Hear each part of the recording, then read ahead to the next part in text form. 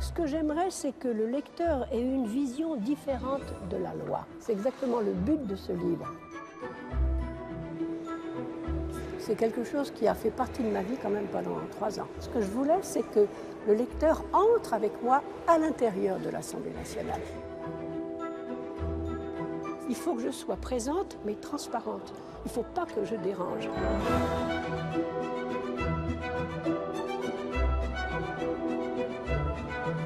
L'aquarelle est un élément aquatique, il faut la laisser libre.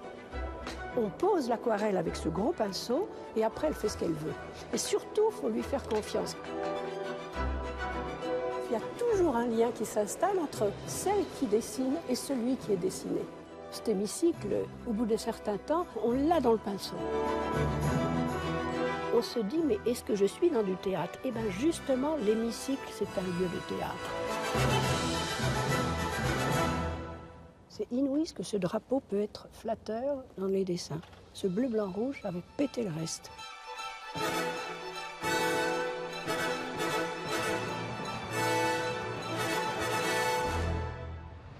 Là, quand je reviens devant cette colonnade, j'ai le sentiment de revenir dans un lieu qui m'est proche. Je suis presque comme à la maison, j'allais dire.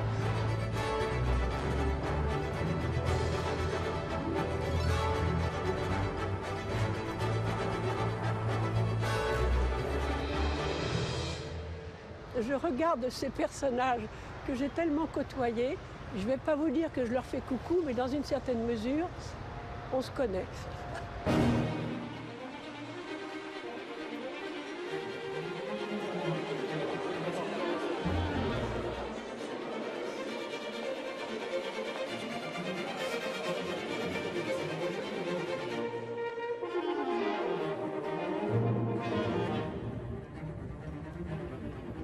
On arrive à entrer dans des mondes complexes. La loi, c'est complexe, mais on va y entrer par l'aquarelle. L'aquarelle, c'est quelque chose qui vous prend la main et qui vous emmène là où elle veut, et d'une façon simple.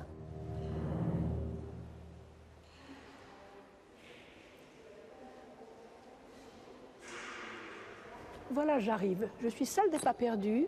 Je pose mon carton à dessin, mon sac.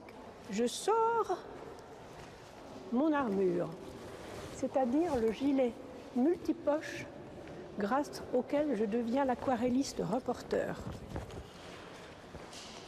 Ici, j'ai mis mes crayons. Pourquoi il faut qu'une pointe soit aiguisée? Parce qu'il faut que le trait soit très tendu, très sec. Et alors, au bruit, je sais si le crayon est bien taillé. Là, je sais que c'est bon. Alors, les pinceaux, c'est extrêmement important. Un 12, c'est un gros pinceau. Si un pinceau est bon, il fait la pointe. J'ai pas encore de l'eau à côté de moi, je fais ça. Je vois que la pointe est bonne.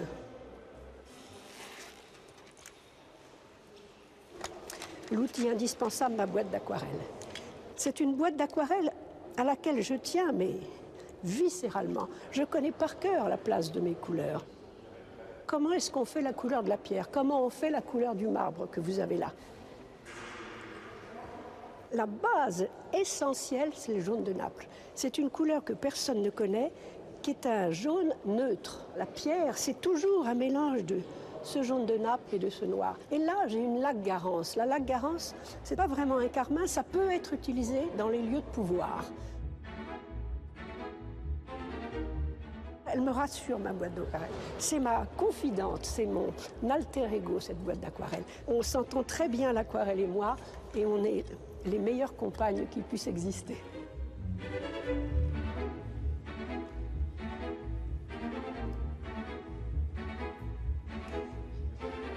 Monsieur le Président!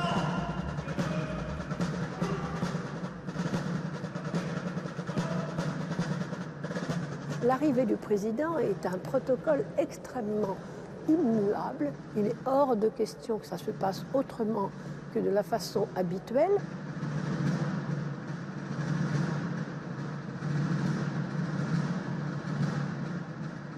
Chaque fois que ces portes s'ouvrent pour aller présider une séance de l'Assemblée, chaque fois, j'ai conscience de l'endroit où je suis et de la responsabilité qui m'incombe.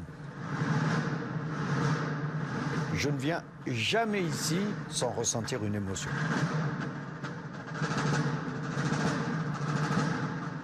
Quelquefois, on m'a dit, mais est-ce que c'est encore utile? La démocratie s'incarne dans des rites. Et la République a besoin de ces rites.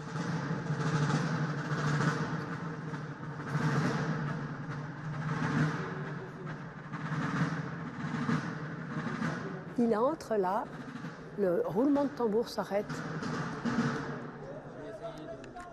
J'ai souvent assisté ou dessiné ce rituel. Je suis moi-même habitée par ce rituel.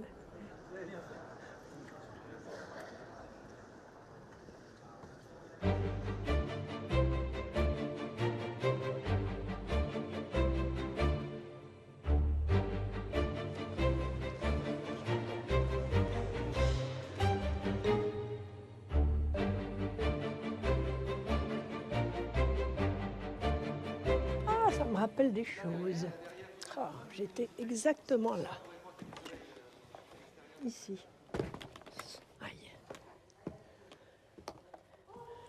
Bonjour. Et vous-même? On regarde les lieux, on regarde le blanc de son papier et on se dit comment je vais faire pour faire tenir tout ça là-dedans.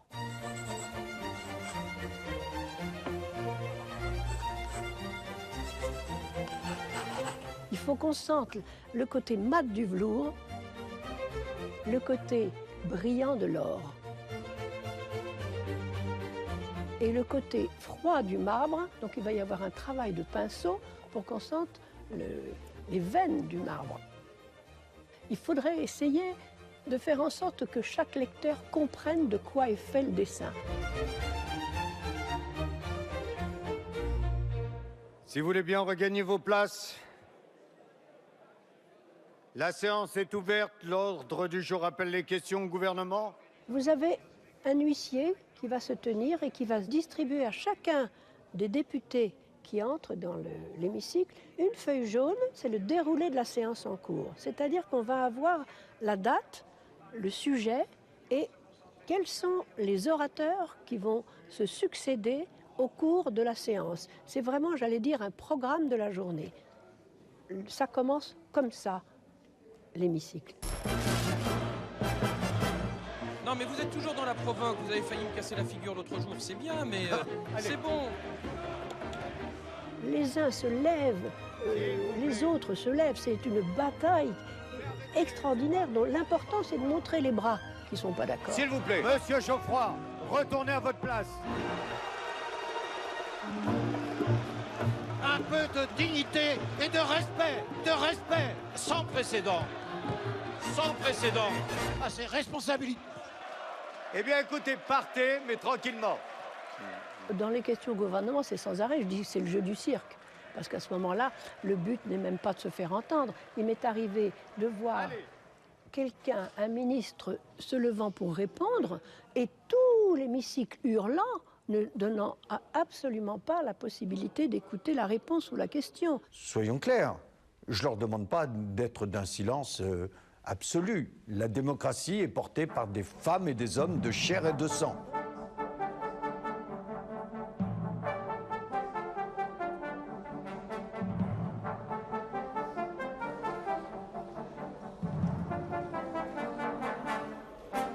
Je vous avais rencontré une première fois dans votre bureau et vous m'aviez reçu avec une grande bienveillance. Et cette fois-ci, je vous rencontre dans le salon Pujol. Pour la droite, c'est un lieu très fort de symbole, parce que c'est d'abord ici que les députés républicains se retrouvent avant de rentrer en séance, notamment les mardis et mercredis aux questions d'actualité, mais aussi quand il y a ces moments que vous connaissez bien, ces moments de surchauffe de l'Assemblée sur des textes un peu durs, où il faut dans la précipitation parfois organiser une réunion de groupe qui n'a pas été prévue, eh bien c'est ici qu'on va la faire, c'est ici qu'on fait sortir les députés, on se trouve au milieu des députés et puis on décide de la position à prendre sur tel ou tel sujet.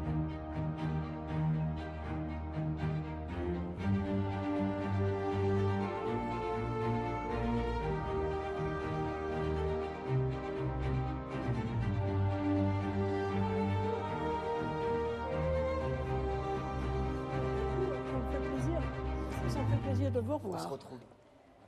Ouais, ça serait bien. C'est un salon, j'allais dire, entre guillemets, qui vous appartient. C'est le salon de la gauche. C'est l'occasion de croiser des ministres si on en a besoin, si on a besoin de prendre quelques contacts, de faire avancer un dossier, de retrouver nos collègues. C'est aussi le lieu où, en dernière minute, on peut caler, prendre connaissance de l'arbitrage du gouvernement sur tel ou tel amendement, le discuter à l'occasion d'une suspension ou même pendant la séance. Quand je vous avais rencontré, vous m'aviez dit que rien ne vous préparait à faire le travail que vous faites actuellement. Non, rien ne me prépare à être député parce que malheureusement l'Assemblée ne ressemble pas à la société. Vous êtes la mieux placée pour le savoir.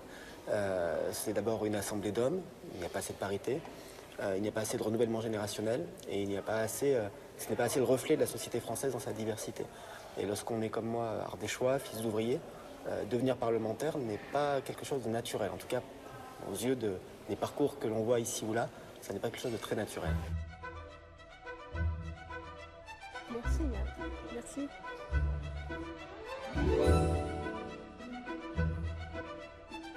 Donc là, on va dans la salle des 4 colonnes. Bonjour.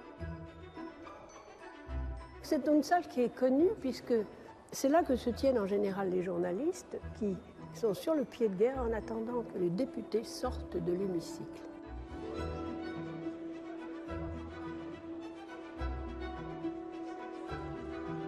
Une heure avant la fin de la séance, les journalistes un par un commencent à venir, s'installent par petits groupes et on sent qu'au fur et à mesure que le temps passe, la tension monte.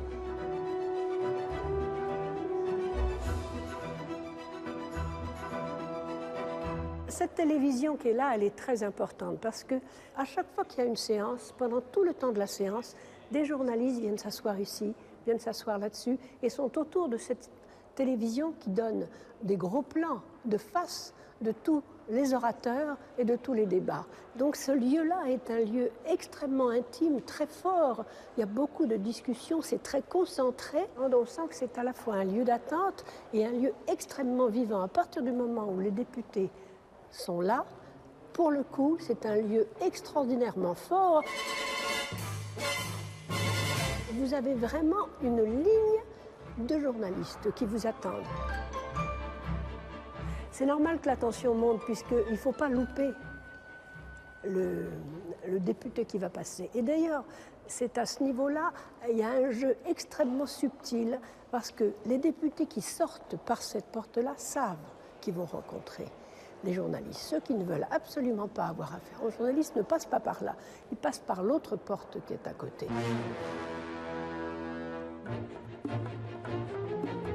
C'est un jeu très très très serré, puisqu'il y a ceux qui, quand même, qui passent par là, mais qui contournent le mur, parce qu'ils n'ont pas envie d'être dérangés.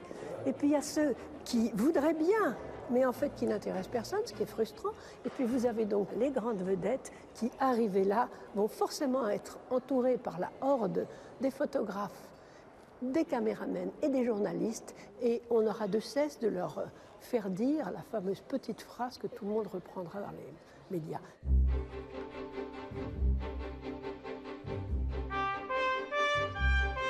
C'est évident que comment est-ce qu'on fait quand un député arrive pour être le premier? On va dire un mot, monsieur le député. Ça veut dire c'est à moi qu'il faut parler.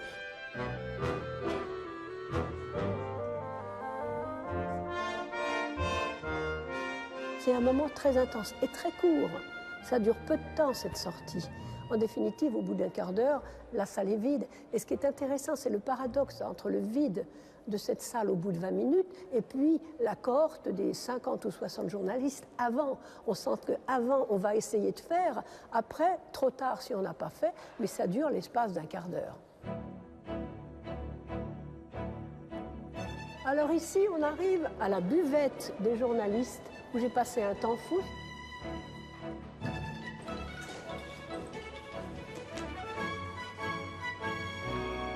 C'est vraiment un lieu de rencontre. Les journalistes se retrouvent là, les agents aussi. Il y a un mélange de population. Des gens viennent prendre un café. Les jus d'orange et les jus de pamplemousse sont absolument exquis. On prend une petite noisette. Et un jour, je vais dans ce lieu, je tombe sur un caméraman étranger qui me dit cette phrase que j'ai trouvée absolument merveilleuse. La buvette, c'est le cœur de l'Assemblée nationale.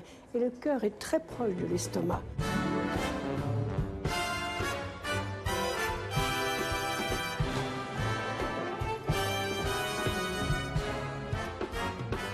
Si l'hémicycle est vide, on dit qu'est-ce qu'ils fichent, ils ne sont pas là. Personne ne sait qu'ils travaillent en commission. Les commissions, qu'est-ce qui sait ce que c'est? Personne. Donc, à l'Assemblée nationale, le projet de loi arrive. Il va donc aller dans une des commissions qui s'intéresse au sujet.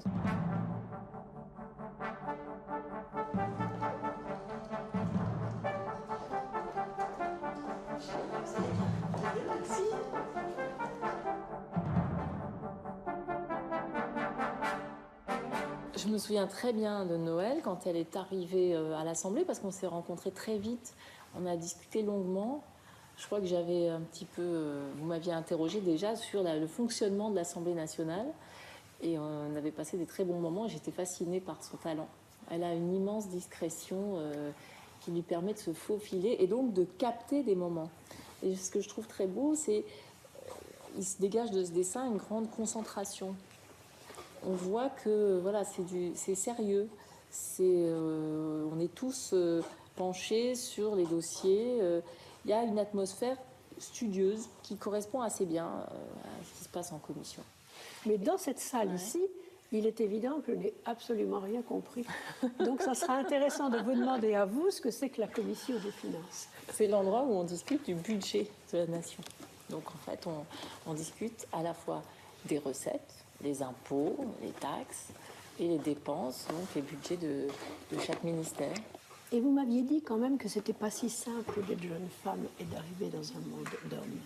Ah non, ça n'a pas beaucoup changé. D'ailleurs, le fonctionnement très macho, très quand même très phallocratique perdure. Et on est plusieurs femmes à avoir eu des bébés pendant cette mandature. Et il n'y a toujours pas de congé maternité qui soit par exemple inscrit dans le statut des députés.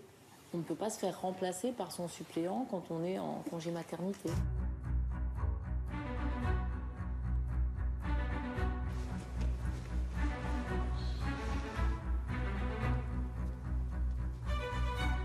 Je me dirige vers la place qu'on m'a autorisée à prendre au bout d'un certain temps et qui est exactement sous la chaise de la chaise de la miséricorde, là qui est en rouge, juste en dessous de la place du président. C'est exactement ici que j'ai passé des semaines à dessiner pour le mariage pour tous, avec une chance que je n'arrive pas à comprendre.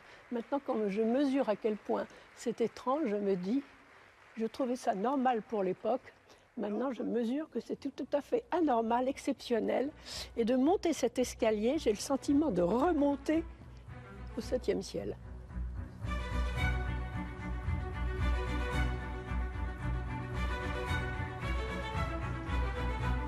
Le mariage pour tous, c'était l'exemple le plus énorme de ce qu'on peut faire au niveau de débats violents. S'il vous plaît. Nous avons donc décidé d'ouvrir ce mariage et cette adoption aux couples de même sexe.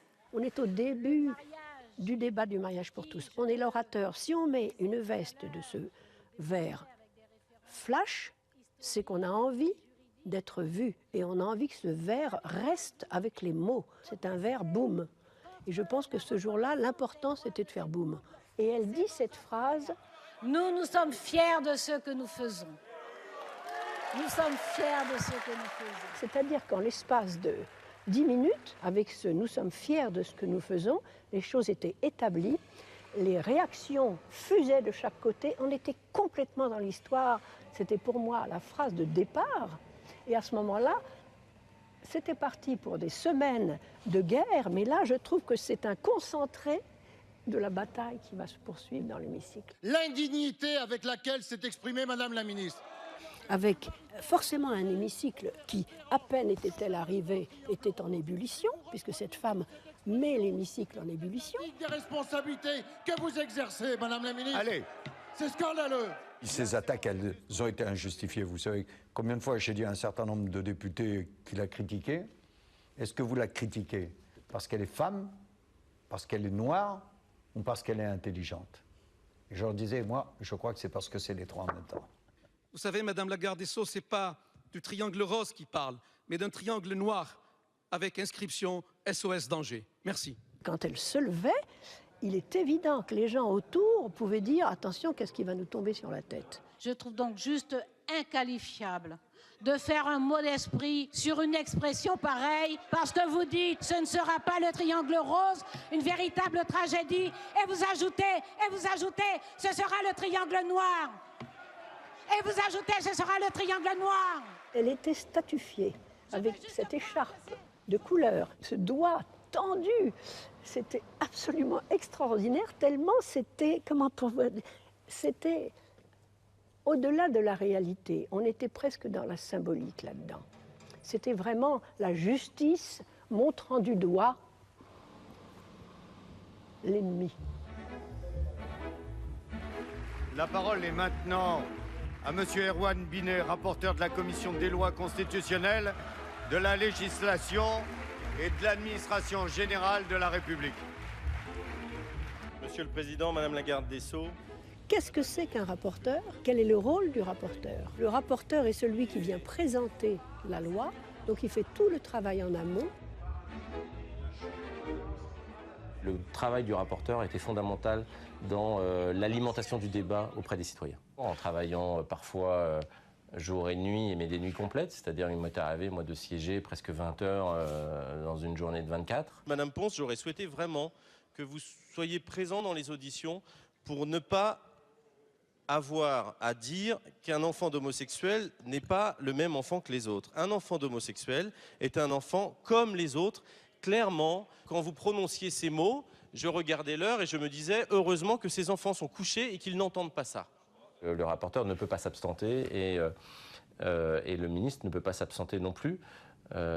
Donc obligé aussi d'être concentré en permanence pour pouvoir répondre aux questions qui nous sont posées et puis pour pouvoir aussi déjouer les pièges qu'on nous tend avec une opposition qui en est même venue jusqu'aux mains dans les derniers temps, où on avait des manifestations dans la rue en même temps. C'était un contexte assez particulier ici à l'Assemblée puisque tout le quartier était bouclé par la police et que seuls ne pouvaient avoir accès que les personnels finalement de l'Assemblée et les riverains. Sortez-moi ces excités! Allez, que l'on me sorte ces ennemis de la démocratie! C'est le 1er février 2013, 0h15. Toute la journée, les débats ont été terribles, d'une violence extrême. On se tape sur la gueule d'un côté à un autre, ça mousse, ça castagne, et tout à coup, 0h15, le président dit... Oui, Madame la garde des Sceaux, je suis sûr qu'une grande majorité de cette Assemblée se joindra à moi pour vous souhaiter depuis un quart d'heure un joyeux anniversaire. Et à ce moment-là, l'ambiance change du tout au tout. Les bancs se calment, l'atmosphère devient légère. Madame la garde des Sceaux est là, on l'embrasse, on la photographie, tout le monde s'aime, c'est extraordinaire. Ce texte va rester pour toujours, pour des tas de raisons, maintenant dans votre mémoire.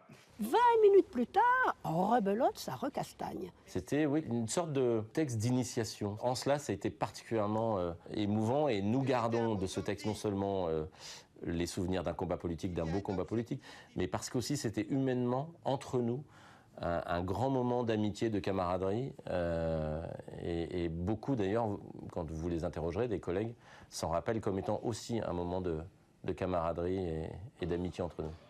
Les pains au chocolat sont arrivés et je voudrais vous demander à cette occasion une suspension de séance d'une demi-heure pour qu'au moins on prenne le temps de prendre un petit déjeuner. La démocratie, c'est pas la guerre civile. Et je vous invite volontiers à déguster les pains au chocolat de la buvette. Et donc, je peux avoir, et nous devons avoir, des oppositions fortes quand nous sommes en désaccord, mais être capable de conserver des liens, y compris amicaux. Une nuit de grande fatigue où les débats traînaient. Je sors et pendant l'interruption d'audience, je trouve une députée qui me regarde, qui me dit « Vous êtes fatiguée, venez donc à la buvette ». Et là, je suis cette députée exquise et j'entre dans ce lieu que personne ne peut découvrir, que moi-même je n'imaginais pas puisque la porte est assez ordinaire. C'est la buvette des parlementaires. Pourquoi on ne veut pas d'image? Parce que, vous savez, c'est le vestiaire du match de rugby. Ça parle fort puisque les gens sont libres. Quand ils viennent déjeuner, par exemple, et ça m'est arrivé de prendre un café ici, ils sont entre eux. C'est quelqu'un qui m'avait dit l'ennemi de l'hémicycle redevient un cher collègue. Je pense que beaucoup de problèmes se discutent. Je ne sais pas s'ils se règlent, mais en tout cas, on discute dans cette buvette. C'est un moment où vous pouvez échanger loin des micros sans être observé. Ça permet de fluidifier la démocratie. Ce lieu est magnifique, mais je m'en fous pas mal si c'est pas nous, au bout du compte, que je dessine.